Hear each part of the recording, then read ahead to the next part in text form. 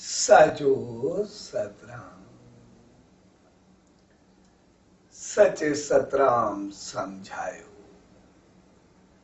जन्माष्टमी दे पावन पर्व ते ऊंधाई रात में चंड जो निकरी निर्वार थियन समझाए रहियो आहे त जॾहिं चेतना या विवेक यानी ज़मीर जागंदो आहे त पोइ सॼी अज्ञानता मिटजी नाश थींदी आहे।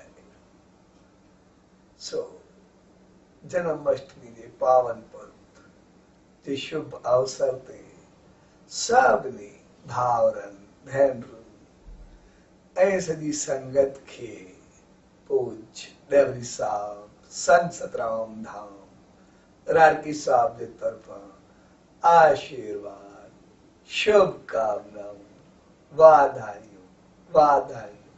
साचो सतराम।